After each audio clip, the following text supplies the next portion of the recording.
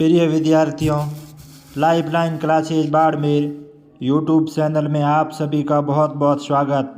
आज हम कक्षा 12वीं में अध्ययनरत वे तमाम विद्यार्थी जो राजनीति विज्ञान लेकर अपना भाग्य आजमा रहे हैं, भारतीय राजनीति दल के अध्याय से आज हम वस्तुनिष्ठ प्रश्नों के कुछ महत्वपूर्ण क्वेश्चन लेकर आए हैं, जिसमें पहला क्वेश्चन 2019 के चुनाव में लोकसभा में कांग्रेस ने कुल कितनी सीटें प्राप्त की थी। जब हमारे देश में 2019 के लोकसभा चुनाव हुए थे उस समय कांग्रेस को मात्र और मात्र 52 सीटें प्राप्त हुई थी। वेरी महत्वपूर्ण क्वेश्चन। इसी अगली में दूसरा क्वेश्चन, 2019 के चुनाव में लोकसभा में भाजपा ने कुल कितनी सीटें जीती थी, जिसका आंसर है 303। डी सही होगा। 2019 के चुनाव में लोकसभा में भाजपा को सबसे ज़्यादा सीटें मिली और उसी पार्टी ने हिंदुस्तान में अपनी सरकार बनाई थी। और अगला क्वेश्चन होगा, 1989 में राष्ट्रीय मोर्चा सरकार के प्रधानमंत्री कौन बने थे। उस समय हिंदुस्तान में 1989 में राष्ट्रीय मोर्चा सरकार से वीपी सिंह को प्रधानमंत्री बनाया गया था, जो काफ़ी महत्वपूर्ण सवालों में माना जाता है। 1984 के लोकसभा चुनाव में कांग्रेस ने कुल कितनी सीटें जीती थी। आपको याद होगा, इंदिरा गांधी 31 अक्टूबर 1984 को जब कांग्रेस की कद्दावर नेता भारत की जानी मानी प्रधानमंत्री की हत्या कर दी जाती है।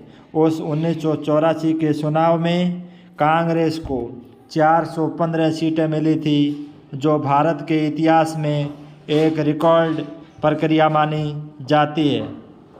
इसी अगली कड़ी में 17वीं लोकसभा के चुनाव में भाजपा को कितनी सीटें प्राप्त हुई थी। 17वीं लोकसभा में भाजपा को 303 सीटें प्राप्त हुई थी और भाजपा ने पूर्ण बहुमत के साथ हिंदुस्तान में अपनी सरकार बनाई थी। अगला क्वेश्चन, हिंदुत्व शब्द किसके द्वारा गढ़ा गया। दीनदयाल उपाध्याय, मोहन भागवत, नाथूराम गोडसे या वीडी सावरकर। प्रिय विद्यार्थियों, हिंदुत्व शब्द वीडी सावरकर द्वारा गढ़ा गया था। अगला क्वेश्चन, बहुजन समाजवादी पार्टी का गठन किसने किया था। काफ़ी इम्पोर्टेंट क्वेश्चन है। वेरी इम्पोर्टेंट क्वेश्चन के साथ बहुजन समाजवादी पार्टी का गठन कांशीराम के द्वारा किया गया था। और अगला क्वेश्चन, बहुजन शब्द किन के लिए इस्तेमाल किया गया। अनुसूचित जाति वर्ग, अन्य पिछड़ा वर्ग, अनुसूचित जनजाति या उपर्युक्त सभी। उपर्युक्त सभी, जो काफ़ी महत्वपूर्ण शब्द माना जाता है। वामसेप का पूरा नाम क्या है। आप सभी भली भांति जानते हैं, पिछली बोर्ड परीक्षा में वामसेप के बारे में क्वेश्चन भी आ चुका है और इसका पूरा नाम है backward and minority communities employees federation. इसका सही आंसर होगा ए, यानी ए। बिल्कुल आप सभी याद रखिए और बोर्ड परीक्षा में आने लायक महत्वपूर्ण क्वेश्चन में माना जाता है। एक बार पुनः बता देता हूँ, वामसेप, जिसका पूरा नाम backward and minority communities employees federation. 10वां क्वेश्चन है, मंडल आयोग का मशविरा क्या है। देखिए विद्यार्थियों, मंडल आयोग पिछड़ा वर्ग को पिछड़ी जाति के अर्थ में स्वीकार किया जाए, पिछड़ा वर्ग को नौकरी में आरक्षण दिया जाए, इस समूह को शिक्षा संस्थानों में आरक्षण दिया जाए। मंडल आयोग ने इन सभी बातों की सिफारिश की थी, जो वेरी इम्पोर्टेंट क्वेश्चन है और बोर्ड परीक्षा में आने लायक क्वेश्चन माना जाता है। वीपी मंडल आयोग भारत के इतिहास में एक महत्वपूर्ण आयोग में जाना जाता है। मंडल कमीशन, यह नाम किन के नाम पर पड़ा। कर्पूरी ठाकुर, राजीव मंडल, बिंदेश्वरी प्रसाद मंडल या कांसीराम। प्रिय विद्यार्थियों, मंडल कमीशन बिंदेश्वरी प्रसाद मंडल के नाम पर ही इस आयोग का नाम मंडल आयोग रखा गया था। 1989 के चुनावों में भारत में किस राजनीति का दौर शुरू हुआ? अलगाव की राजनीति, गठबंधन की राजनीति, गैर कांग्रेसवाद की राजनीति या बाहर से समर्थन की राजनीति। आप सभी जानते हैं, इंदिरा गांधी के राज तक हिंदुस्तान में कांग्रेस स्पष्ट बहुमत के साथ सत्ता में आती थी। राजीव गांधी की हत्या के बाद इस हिंदुस्तान में जितनी भी सरकारें बनती है वो गठबंधन के सहारे बनती है। स्पष्ट बहुमत नहीं मिलने के कारण अन्य विपक्षी पार्टियों से तालमेल कर सरकार बनाना पड़ा। Very important question. नई आर्थिक नीति को अपनाते समय भारत के वित्त मंत्री कौन थे? जब हिंदुस्तान में नई आर्थिक नीति को अपनाया गया उस समय हिंदुस्तान के वित्त मंत्री थे मनमोहन सिंह, जो बाद में हिंदुस्तान के प्रधानमंत्री बने और लगातार 10 साल तक हिंदुस्तान के प्रधानमंत्री रहे। मंडल मुद्दा किन दो वर्गों के लोगों से सरोकार रखता है? अनुसूचित जनजाति, दलित वर्ग, अन्य पिछड़ा वर्ग या स्वर्ण वर्ग। प्रिय विद्यार्थियों, जिसका आंसर होगा अन्य पिछड़ा वर्ग अर्थात OBC, अदर बैकवर्ड कास्ट। अगला क्वेश्चन है, मंडल आयोग के अध्यक्ष कौन थे? प्रिय विद्यार्थियों, ऐसे क्वेश्चन कंपटीशन परीक्षा में भी पूछे जाते हैं और कई बार सेकंड ग्रेड सामाजिक विज्ञान के पेपर में भी यह प्रश्न आ चुका है। इसलिए ध्यान रखिए कि मंडल आयोग का अध्यक्ष BP मंडल। मंडल आयोग का अध्यक्ष है BP मंडल। यहाँ DLRNBN लिखा है, लेकिन इसका सही आंसर होगा BP मंडल। विशेष रूप से ध्यान रखें, क्यों? क्योंकि ऐसे क्वेश्चन कंपटीशन के अंदर ज़रूर टपकते हैं। अगला क्वेश्चन, भारत में दूसरा पिछड़ा वर्ग आयोग बनाया गया, जिसकी अध्यक्षता किसके द्वारा की गई? मोरारजी देसाई, काका कालेलकर, BP मंडल या अशोक मेहता। प्रिय विद्यार्थियों, हिंदुस्तान के अंदर जब दूसरा पिछड़ा वर्ग आयोग बनाया गया और उसकी अध्यक्षता की थी BP मंडल। आप इसे मंडल आयोग भी कह सकते हैं। बामसेफ, जिसके बारे में आपने पढ़ा था, पूरा नाम अब हम पढ़ेंगे। इसका गठन कब हुआ? बामसेफ का गठन 1978 में बामसेफ का गठन हुआ था। अगला क्वेश्चन, राजीव गांधी की मृत्यु के पश्चात प्रधानमंत्री किसको चुना गया?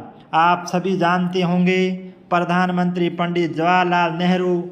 लाल बहादुर शास्त्री के निधन के बाद हिंदुस्तान में कांग्रेस के उत्तराधिकारी को लेकर काफ़ी विवाद हुआ था। उसी कड़ी में राजीव गांधी की जब हत्या कर दी गई तो उसके बाद हिंदुस्तान का प्रधानमंत्री बनाया गया नरसिम्हा राव, जो वेरी इम्पोर्टेंट है। आप सभी जानते हैं 1984 से लेकर 1989 तक हिंदुस्तान में राजीव गांधी प्रधानमंत्री रहे थे, लेकिन 1989 में राजीव गांधी की श्रीलंका के लीटे आतंकवादियों के द्वारा राजीव गांधी की हत्या कर दी गई और नरसिम्हा राव हिंदुस्तान के प्रधानमंत्री बने। अगला क्वेश्चन, राजीव गांधी की हत्या कब हुई? राजीव गांधी की हत्या 1999 यानी 1991 के अंदर राजीव गांधी की हत्या कर दी गई। उसी कड़ी में अगला क्वेश्चन, 1980 के दशक के आखिर के सालों में देश की राष्ट्रीय राजनीति में किस मुद्दे का उदय हुआ? और वह मुद्दा है मंडल मुद्दा। इसी अगली कड़ी में निम्न में से किस राज्य में क्षेत्रीय दल प्रभावी है? प्रिय विद्यार्थियों, क्षेत्रीय दल वे दल होते हैं जिन्हें राष्ट्रीय राजधानी पार्टी का दर्जा प्राप्त नहीं होता। जैसे हिंदुस्तान में आज भाजपा, कांग्रेस ये राष्ट्रीय दल है, लेकिन एकमात्र ऐसी स्थान वो है तमिलनाडु। तमिलनाडु के अंदर DMK द्रविड़ मुनेत्र कषगम, यह एक क्षेत्रीय दल माना जाता है। इसी अगली कड़ी में निम्न में से दक्षिण भारत की प्रमुख क्षेत्रीय पार्टी DMK को दक्षिण भारत की प्रमुख पार्टी माना जाता है और तमिलनाडु के अंदर अपनी सरकार है। यह क्षेत्रीय दल या क्षेत्रीय पार्टी मानी जाती है। इसी अगली कड़ी में निम्न में से कौन सा दल अखिल भारतीय दल है? प्रिय विद्यार्थियों, इनमें से ऐसी कौन सी पार्टी है जो अखिल भारतीय स्तर पर मानी जाती है या राष्ट्रीय स्तर की पार्टी है? वो है कांग्रेस। बाकी सब क्षेत्रीय दल है, किसी छुटपुटे राज्यों में अपनी सरकार चलाते हैं।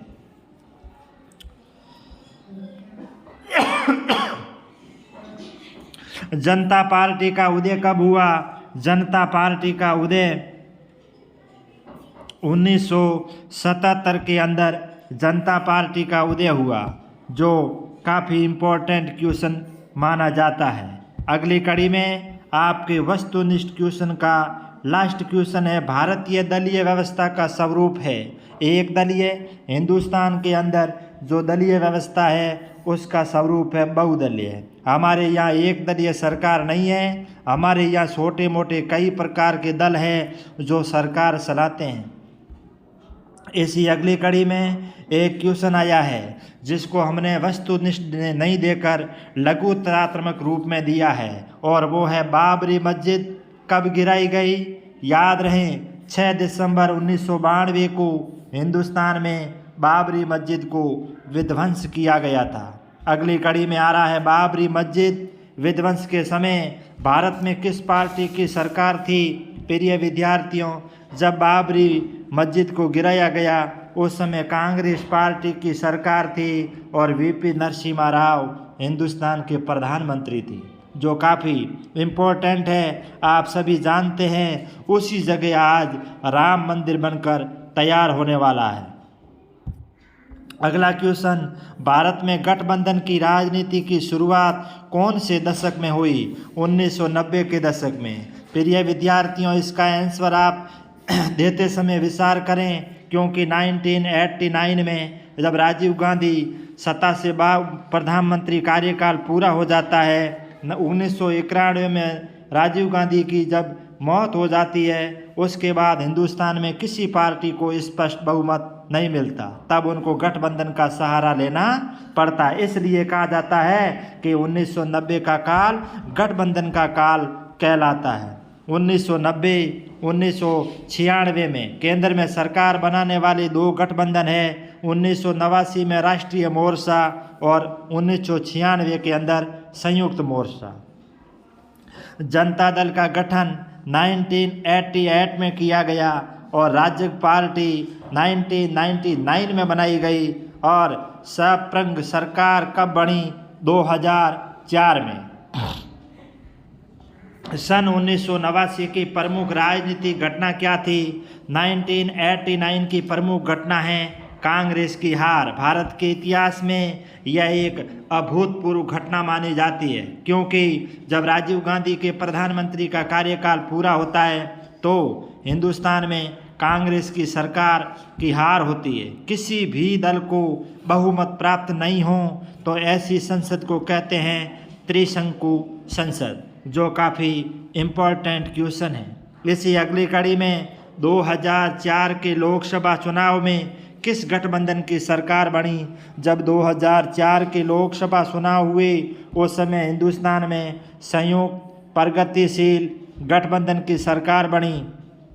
भारत में सन 2009 में किस गठबंधन की सरकार केंद्र में दोबारा बनी? याद रहे, संयुक्त प्रगतिशील गठबंधन की सरकार दोबारा बनी और मनमोहन सिंह देश के दूसरी बार कांग्रेस से प्रधानमंत्री बने थे, जो हिंदुस्तान में पहले वित्त मंत्री के रूप में जाने जाते थे। इसी अगली कड़ी में मंडल आयोग की सिफारिश कब लागू की गई? मंडल आयोग के द्वारा हिंदुस्तान में जो मंडल आयोग बनाया गया और उनकी सिफारिश हिंदुस्तान में लागू हुई थी 1990 में। और इसी अगली कड़ी में जो अगला महत्वपूर्ण क्वेश्चन है वो है, कौन सा क्षेत्रीय दल है जो राष्ट्रभाषा हिंदी का विरोध और राज्यों की स्वायत्तों का हिमायती है वो है डीएमके। वेरी इंपॉर्टेंट क्वेश्चन है प्रिय विद्यार्थियों। भारत के दक्षिण के वे राज्य जहां अंग्रेजी को महत्व ज़्यादा दिया जाता है और हिंदी को महत्व कम दिया जाता है, वो ऐसे लोग हैं जो राष्ट्रभाषा हिंदी का विरोध करते हैं और राज्यों की स्वायत्तता की हिमायती करते हैं। उसका नाम है डीएमके, द्रविड़ मुनेत्र कज़गम, जो काफ़ी इम्पोर्टेंट क्वेश्चन है। 37वां क्वेश्चन, भारत में राजनीतिक दलों को मान्यता देने वाली संस्था का नाम क्या है? हमारे हिंदुस्तान में कोई भी नया राजनीतिक दल बनता है उनको मान्यता देने का काम है निर्वाचन आयोग।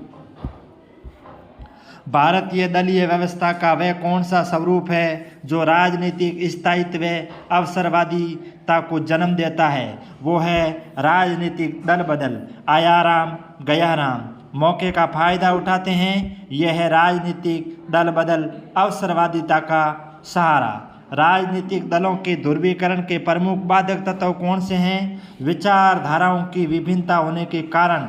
वर्तमान दलीय व्यवस्था की दो प्रवृत्ति बताओ, जाति आधारित दलों का गठन और राजनीति का अपराधीकरण, जो काफ़ी महत्वपूर्ण क्वेश्चन है। भारतीय दलीय व्यवस्था के दो दोष बताइए, सांप्रदायिकता और क्षेत्रवाद की प्रबलता, नैतिकता का अभाव। 1999 में राष्ट्रीय मोर्चा सरकार को किन दो परस्पर विरोधी राजनीतिक समूहों ने समर्थन दिया था? वो है भाजपा वाम मोर्चा। 2019 के लोकसभा चुनाव में किस दल को लोकसभा में स्पष्ट बहुमत मिला? आप सभी जानते हैं 2019 में हमारे देश में लोकसभा के चुनाव हुए, उस समय किस दल को लोकसभा में स्पष्ट बहुमत मिला? वह है भारतीय जनता पार्टी और नरेंद्र दामोदर मोदी हिंदुस्तान के दूसरी बार प्रधानमंत्री बने। और अगला क्वेश्चन आ रहा है, वो है 2019 के लोकसभा चुनाव में आपने पढ़ा भाजपा की जीत हुई, नरेंद्र मोदी हिंदुस्तान के प्रधानमंत्री बने, लेकिन भाजपा को कितनी सीटें मिली? वो है 303 सीटें मिली और भाजपा स्पष्ट बहुमत के साथ हिंदुस्तान की सरकार बनाने में कामयाब रही। उसका अगला क्वेश्चन, 2019 के लोकसभा चुनाव में कांग्रेस को कितनी सीटें मिली? प्रिय विद्यार्थियों 52 सीटें मिली थी 2019 के लोकसभा चुनाव में कांग्रेस को। भारत के दो राष्ट्रीय दल के नाम बताइए। भारतीय राष्ट्रीय कांग्रेस, भारतीय जनता पार्टी, यह हिंदुस्तान के दो राष्ट्रीय दल है जिसकी भारत के लगभग काफ़ी राज्यों में सरकारें हैं। राजीव गांधी की मृत्यु के बाद कांग्रेस पार्टी ने किन्हें अपना प्रधानमंत्री बनाया? हम पहले भी पढ़ चुके हैं 1991 में राजीव गांधी की हत्या कर दी गई। आपको प्रश्न पूछा जाए हत्या किसने की, तो याद रखें श्रीलंका के अंदर शांति बहाल करने के लिए राजीव गांधी के द्वारा भारत से शांति सेना श्रीलंका भेजी गई। क्यों? क्योंकि लीटे नामक आतंकवादी संगठन का अंत करने के लिए, और उन्हीं लीटे ने बदला लिया राजीव गांधी की हत्या करके। तो हिंदुस्तान के प्रधानमंत्री बने पीवी नरसिम्हा राव, जो काफ़ी महत्वपूर्ण क्वेश्चन में आता है। अन्य पिछड़ा वर्ग को हम और क्या कह सकते हैं? मैं आप इनको बता सकता हूँ। अन्य पिछड़ा वर्ग को हम OBC अदर बैकवर्ड क्लासेज के नाम से भी जाना जाता है। मंडल आयोग को आधिकारिक रूप से क्या कहा गया? मंडल आयोग को हम आधिकारिक रूप से दूसरा पिछड़ा वर्ग आयोग भी कह सकते हैं। और मंडल आयोग ने पिछड़ी जातियों के लिए क्या सिफारिश की? वेरी इम्पोर्टेंट, शिक्षण संस्थाओं में, सरकारी नौकरियों में जो पिछड़ी जातियां हैं उनको कितने प्रतिशत आरक्षण दिया जाए? 27% आरक्षण की मांग की थी मंडल आयोग ने, जो बहुत ही महत्वपूर्ण क्वेश्चन माना जाता है। भारतीय जनता पार्टी की स्थापना कब हुई? इसके प्रथम अध्यक्ष कौन थे? 1980 में भारतीय जनता पार्टी की स्थापना हुई और अटल बिहारी वाजपेयी पार्टी के प्रथम अध्यक्ष थे। इसी के साथ भारतीय राजनीति के इस अध्याय के वस्तुनिष्ठ और लघुतात्मक प्रश्नों का अध्याय यहीं ख़त्म हुआ। आप हमारे YouTube चैनल को सब्सक्राइब, लाइक और शेयर करना नहीं भूलें। इसी आशा और अपेक्षा के साथ जय हिंद, जय भारत।